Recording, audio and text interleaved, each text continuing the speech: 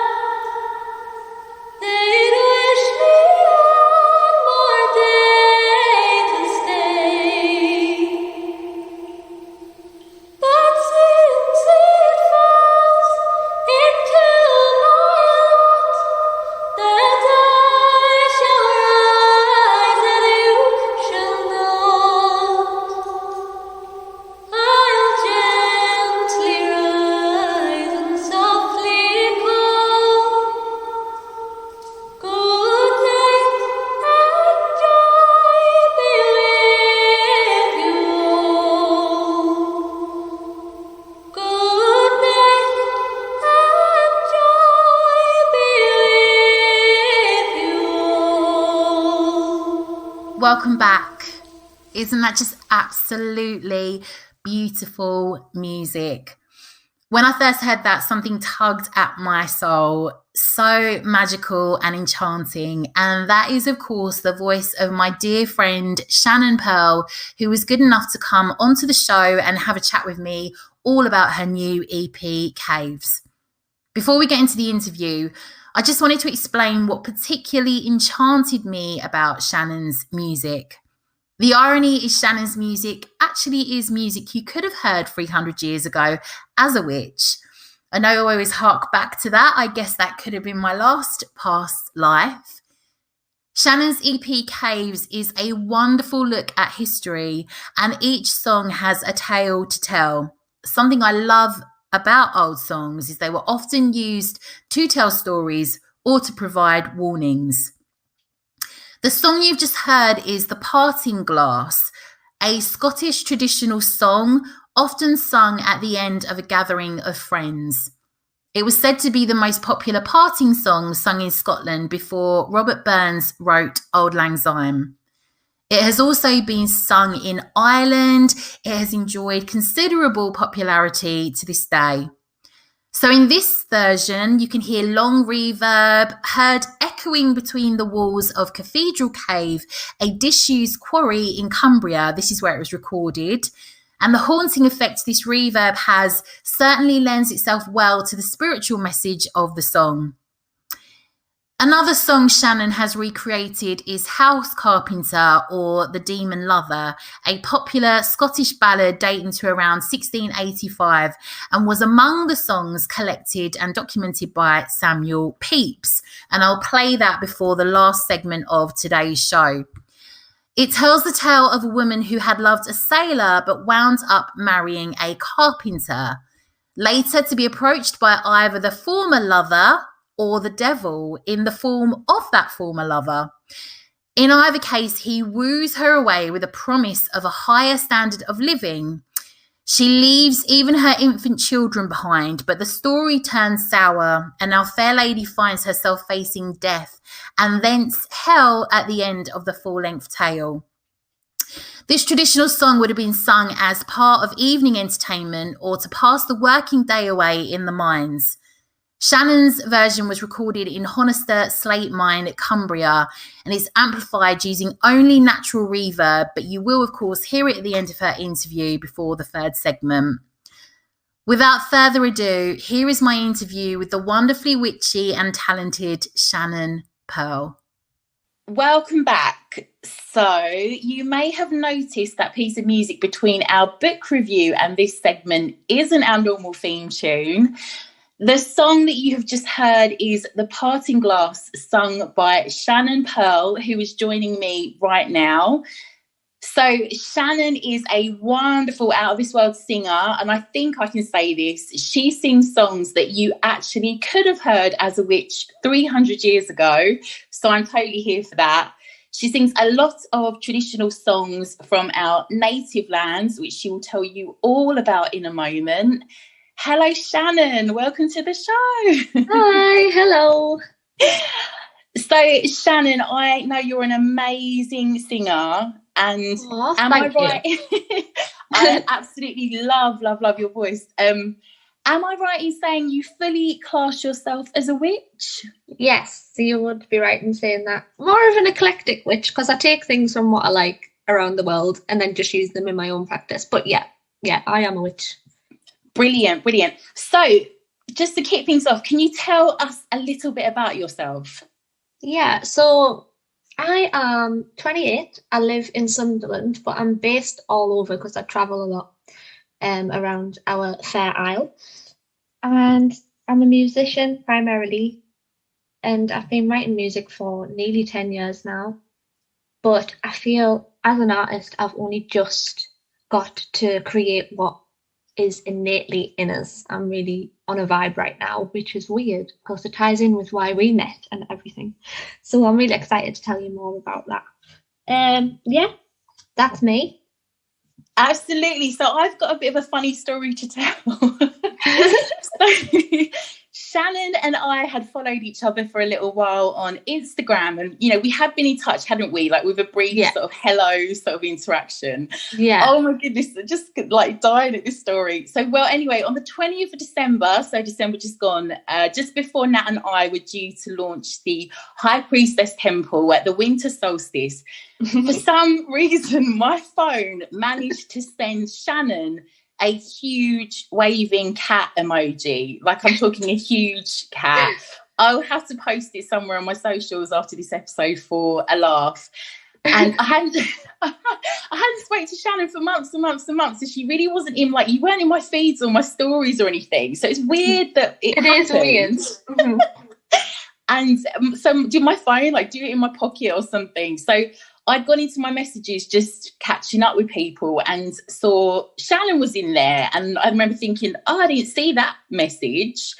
And so I opened it thinking, why has she just sent me a huge waving cat picture? So like, I just remember hearting it, just being really polite and saying something like, oh, still loving you. I wondered why you hearted your own message. I was like, what is she doing?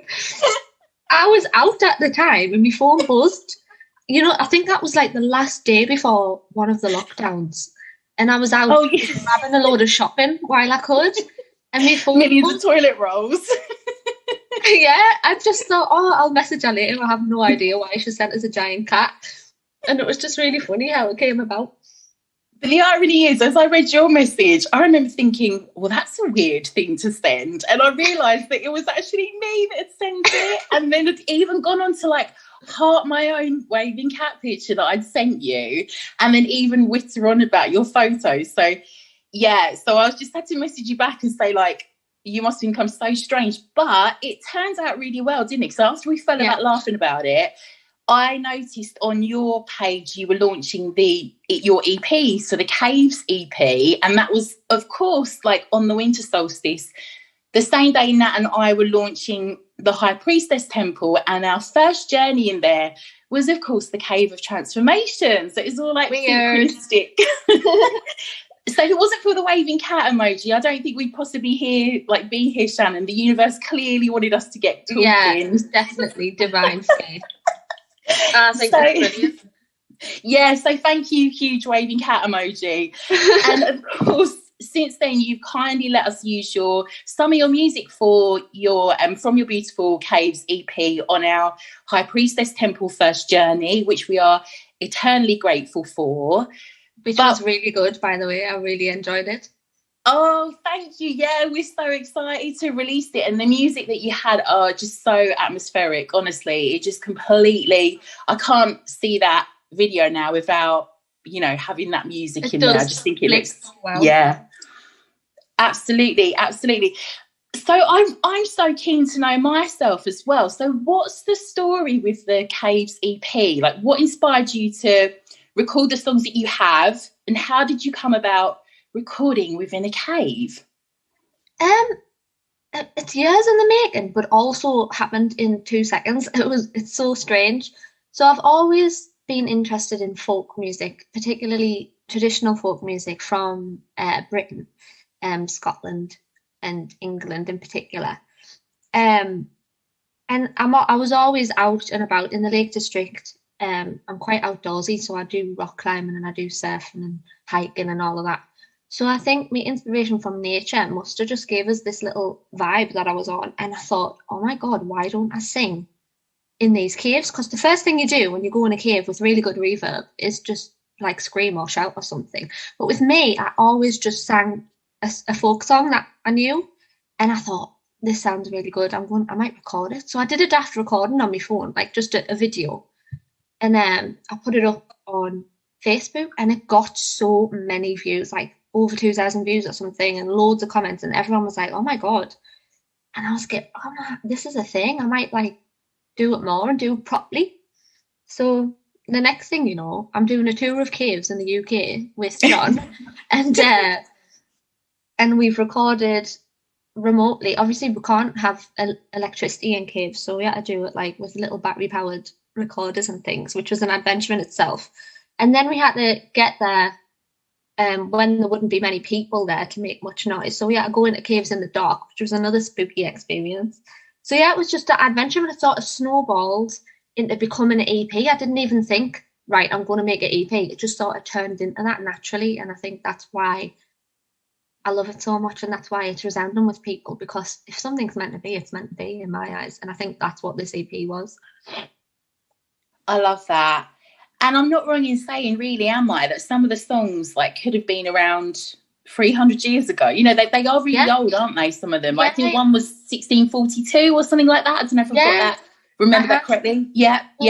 Most of them are around that era. And if you think about when the songs were actually written and how they would have actually been performed back then, it would have been really in natural environments. It would have been outside around campfires or in the workplace, which is down the mine and things like that. So the natural environment for these songs are usually caves and places where people would take shelter.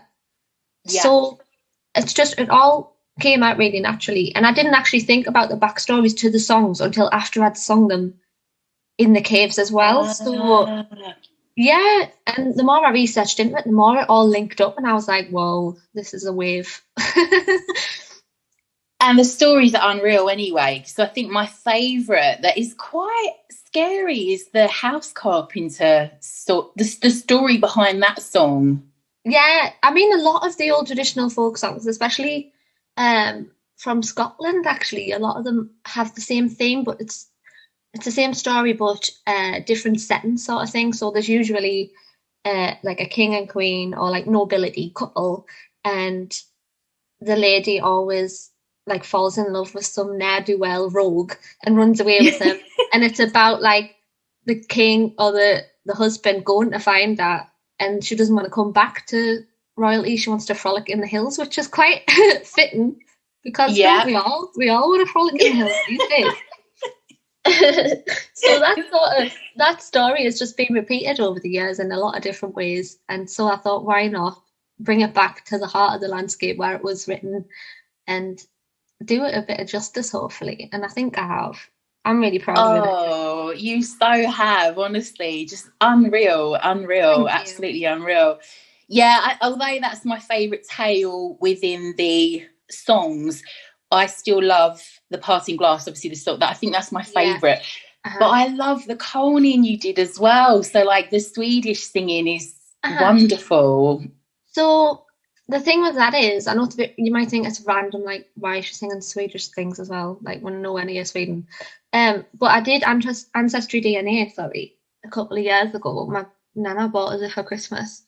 And I found out I was 6% Swedish. And since then, I've been like, what the hell? I would never have thought that in my life. So I've been like tracing my roots back further and further. And I actually have living relatives in Sweden now, which is mad. Wow.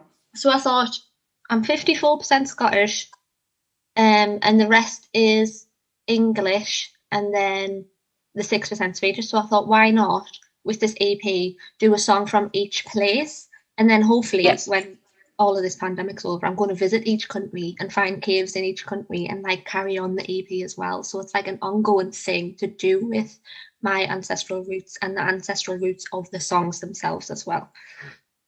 Amazing. I'd love to see that. And actually, people can, at the end, I'll obviously ask if, you can give us all your socials. I'll put some links into the show notes, but you've also got a video on YouTube. I keep saying video like I'm in 1990. You've got a little, and you've got a little clip, like a little, like YouTube video, haven't you, of you actually singing in the caves, and you did it in some mines as well. I did, yeah. So we made a little behind the scenes video. It's another one of them things where I didn't realise it was going to be a behind the scenes video until I got home, and I was like, I might as well put all these little clips that I've took together. So it's not the best quality, but it does show you the essence of how it all played out and how we did it. There's little other songs that you don't hear on the EP on YouTube as well. So you can go and have a look at that. I love that. Yeah, it's good. It's really good to see you doing it like there, and you. Yeah. The bit I love you waiting for everyone to go, and trying to like do it as much light. It took absolutely ages. I was there for 3 hours. So there's this cave called Cathedral Cave, and it's basically a disused quarry, that one. And the cave itself, the main one, is absolutely a huge cavern. Like, I can't describe it. It's the biggest cave I've been in. And the reverb is like 7 seconds long with a little bit of its own delay as well. And you just don't get that anywhere. You have to normally program that onto your songs. But because it was here, I was like, right, I'm going to make use of this. So we waited and waited. And there's like a long tunnel where you go into it. And you can just see like the dot of light at the end when it starts coming in dark. So I was like sitting there waiting for everyone to leave. Because if you even move a tiny bit, the echo was so loud and it would have just ruined it. So anyway, I was standing singing this song, and as I was singing and trying to carry on without fault, I saw like a man who shouldn't have been there in the dark walking down this tunnel, just like the figure of a man. Oh my God, who is this dude? And I was like trying to alert John, who was like in the other corner of the cave, but I couldn't without like ruining the song, so I just carried on. And then it was this sort of chav dude with... with like a really big furry hat on, a plastic bag full of like Foster's cans. And I was like, what is happening? This is the Lake District. There's not meant to be like nutters sleeping in caves. But it was like, wow, yeah. And lo and behold, there was a Geordie as well, out of the blue. It was like, wow, yeah, is that you singing or is it a record? And I was like, oh yeah, I'm just trying to like record an EP. Can you be quiet? And I was like, can you not? Yeah, he was like, oh, I'm really sorry. We thought it was an angel and stuff. So they were having a rave in a different cave somewhere else. Heard me singing, obviously, this really creepy old song. Didn't know what it was. And came in just with the video cameras trying to find where the song was coming from. Well, if you're having a rave in a cave as well, mixed in with some Fosters and perhaps some drugs, then who knows? And then afterwards, he was like, that's my funeral song, that. And I was like, oh. They were really nice, to be fair. They were just having a good time. But it was just really scary at first when I just saw his figure. So I was going to ask you, you touched on doing your like ancestral tracing. Mm-hmm. So I wondered, like, I wanted to ask you, like, how did you come to the craft? Is there anything ancestral there? Or yes, I mean, just overall, how did you come to the craft? It's a weird story. So I've got loads of weird stories. Basically, so I used to work in a pub that was like 100+ years old. It's called Duncow in Sunderland, and there used to be, I don't know if it's still there now. I haven't worked there for a few years. I don't know if they've done it out. But on the top floor, there was an apartment that hadn't been touched for literally 100 years. So all of the furniture, the decor, the wallpaper, everything was as it was 100 years ago. It was like a time capsule. So I didn't realise that was there the whole time I worked there. And it was quite a spooky pub. If you were in the cellar on your own, it was a bit weird. There was a few people had different experiences. And you know when you walk in a place and you can just feel the energy of years ago, and you just know that you're not on your own. It was one of those. Anyway, while I was working in this pub, it would be quiet on some afternoons, so I decided, just for no reason at all, like it just came out of the blue, to try and read tea leaves with my friend on the bar. So I read her tea leaves, and she was like, "Shannon, that was really weirdly accurate. Like, what? Did you know how to do that?" And I was like, "No, I'm just playing about. I'm just lying. Like, don't take any notice of us." And then the more I did it, the more of the regulars, the better I got at it. The more people were like, "This is really good. Like, you're good at it. Keep doing it." And then I started getting fivers off people, like tips from reading everyone's tea leaves. So I went home after like a couple of days of doing it. I made about £50 in fivers, and I was like, "Man, I've been reading tea leaves in the pub, you know." And she was like, "What?" And I was like, "Yeah, just start doing it." And people just start giving us random fivers. And she was like, "That's so weird. Go and tell your nana."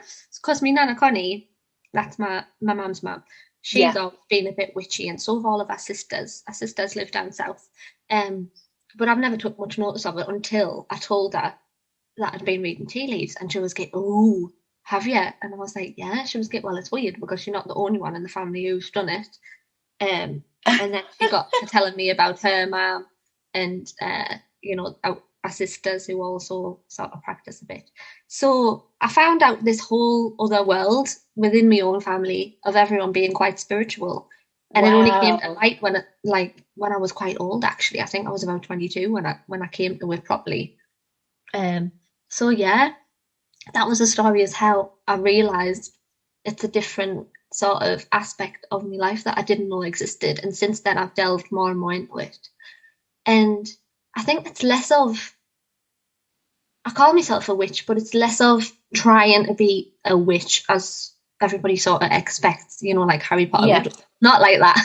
It's more like little rituals that you do every day to keep yourself sane, to make yourself feel better, to help others around you. Sort of like everything's a magical experience. Having a shower is a magical experience because you cleanse your aura with the water. Do you know what I mean? Going for a walk is, bathing in nature is, and then so that's how I look at it. I don't think, right, I'm going to put my pointy hat on today. I'm going to fly at me with Romy Brown. It's not like that. It's like I light a candle and think about what I'm going to do with my day and make it happen. Do you know what I mean? It's more like believing in yourself to have that intention to manifest things for yourself. And I find that's really worked for me over the years anyway. I really resound with that. Completely my form of the craft too. Absolutely. Absolutely. So what's, aside from tea leaf reading, what other pursuits do you have with the craft? Like, I know you've delved into some of them there, but what would you say you enjoy most? Do you know, I work a lot with the moon. The moon is my best friend. So I've got my little full moon calendar. I know what's going on. And every time I can harness the energy from the moon, I will. So every full moon, I do rune readings for myself. And it sort of sets us up for the month. I set my intentions, have little fires in the back garden. Before this whole pandemic, which has ruined my life, I used to have full moon parties all the time, and it invite me, Nana and my aunties and all of the girls around, and would do this together. It used to be a really lovely family affair, and everyone would have to, like, there would be a dress code, whatever it might be, and would have like all the candles all over the house. Like, we wouldn't have any lights. It would just be fairy lights and candles only. We'd all do our intentions. We'd all have a drink and have a laugh and really connect. And I think that's what it's about, the craft. I don't think it's about anything other than connection to other people and the environment. So yeah, that's one of my favourite aspects of it, is how it brings people together and how it sparks interest in other people. So strangers will be like, what the hell, why are you a witch? And then I'll be the friend afterwards after talking to them for ages. Do you know what I mean? Yeah. I'm in awe of a full moon party. That sounds unreal. Like, you'll have to come to one. Yeah, absolutely. That sounds amazing. I love it. It sounds so powerful. And yeah, absolutely. Yeah, that's really. I think everyone's going to be latching onto that once lockdown's over. Definitely. So, this is one of the questions I'm really excited to ask you, because obviously you are very creative. You're a very creative musician. Mm-hmm. And I'm always interested, actually, when anyone's like creating or writing, where their inspiration comes from. But what are your influences for your music? Like, be it art, story, other musicians? Yeah, so there's loads. And I never know which one it is until I've wrote the song and then think, oh yeah, that kind of, I know where that came from. You know what I mean? Yeah. Usually it's when I've been away on a trip to like the lakes or Scotland or something, and I'll come back and I feel really energized after that. I don't know why. Like, I feel like I could run up like 10 mountains and be fine.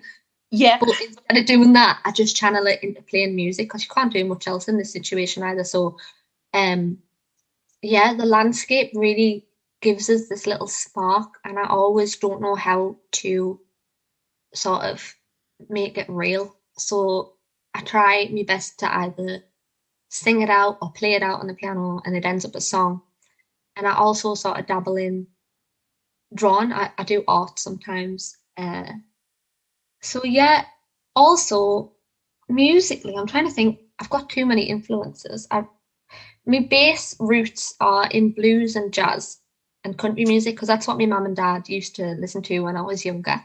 So like Don Williams, Billie Holiday, Robert Johnson, Eric Clapton, you know, all of them dudes. Yeah.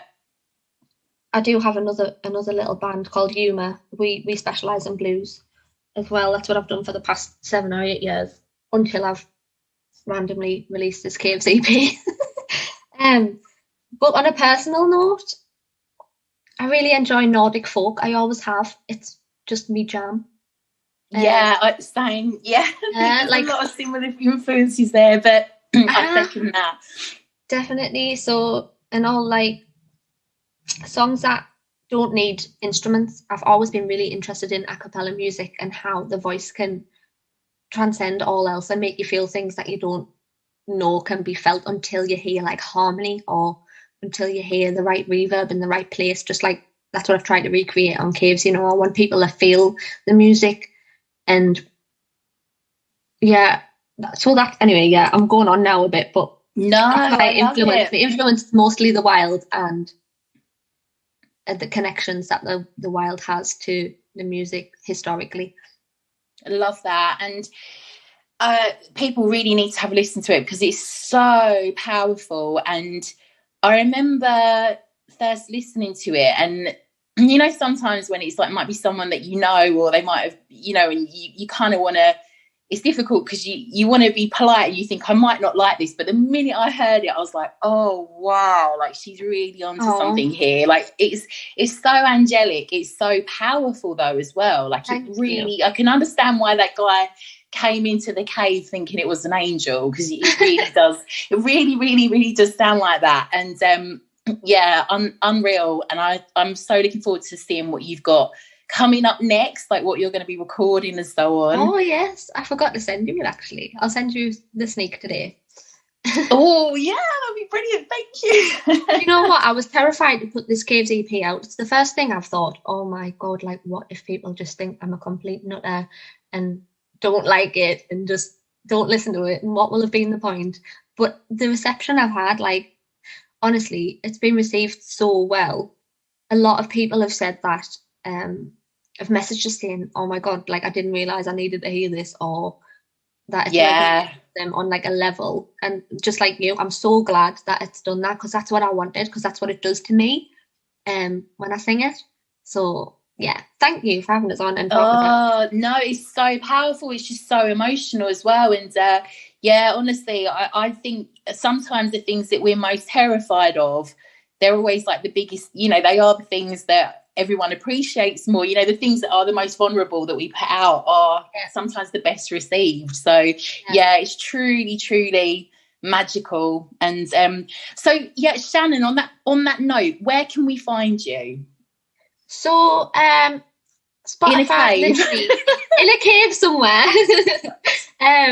No, yeah, I'm on all the streaming platforms you could ever imagine, because I just went for it and put it on everything. So Spotify, iTunes, Deezer, Bandcamp, SoundCloud, you name it, I'm all over. But my main account, where I share things about music and about life, is my Instagram. So that's the main thing that I use these days. And I'm Shannon in the Wild _ if you want to follow us and see what I'm doing and talk to us, because I love meeting new people, especially through music and especially through shared vibes. So yeah, it would be nice to chat to some like-minded people about it. And I think your photography on there alone is unreal. Like, there's some amazing places that I've seen on your posts. Yeah, really, really inspiring. Very, very inspiring. I'll put all those links on the show notes anyway, and I'll hook up a link on there to Spotify so people can find you.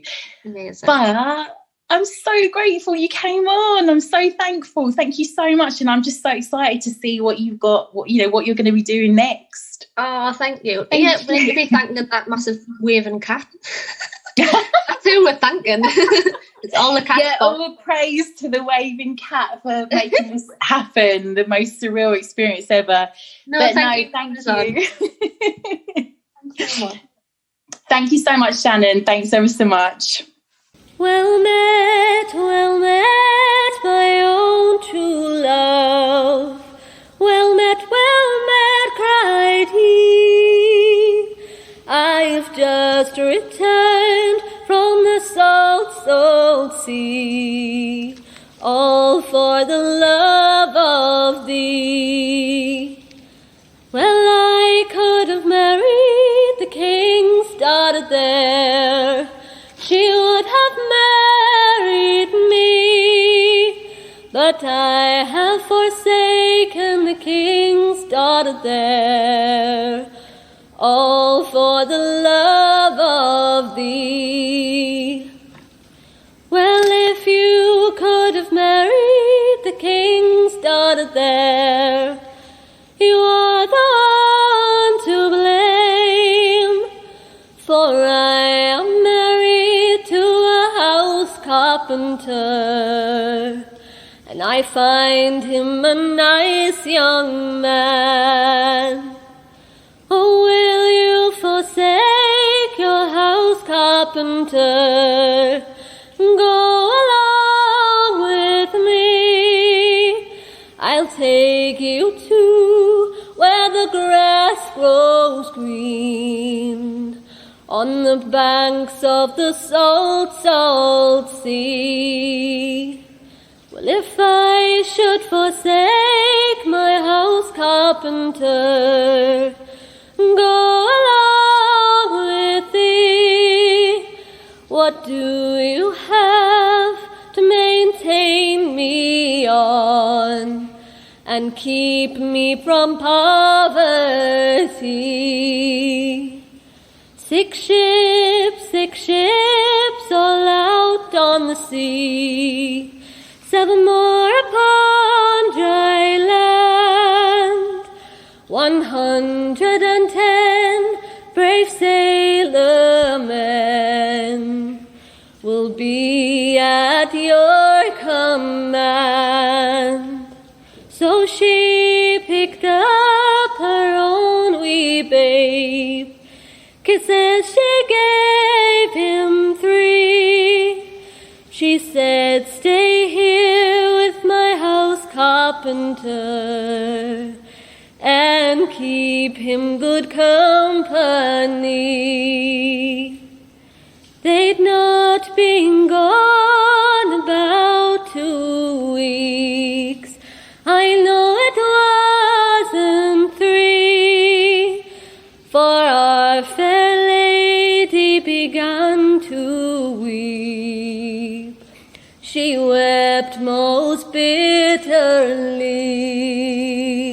She wept most bitterly. She wept most bitterly.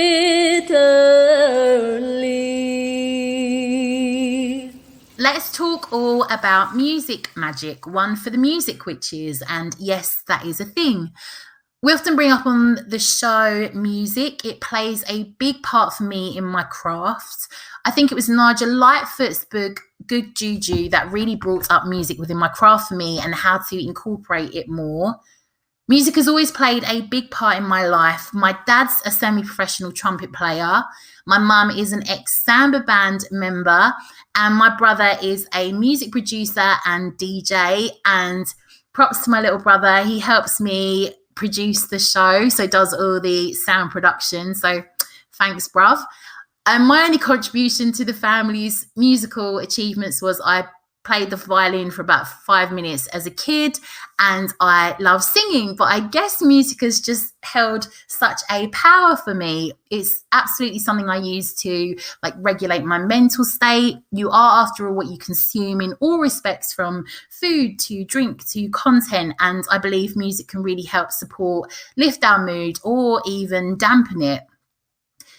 We may not view music as particularly magical in our current day and age, but once it was seen as the highest form of magic. People would sing or play an instrument in order to honour the gods or tell a mythological story.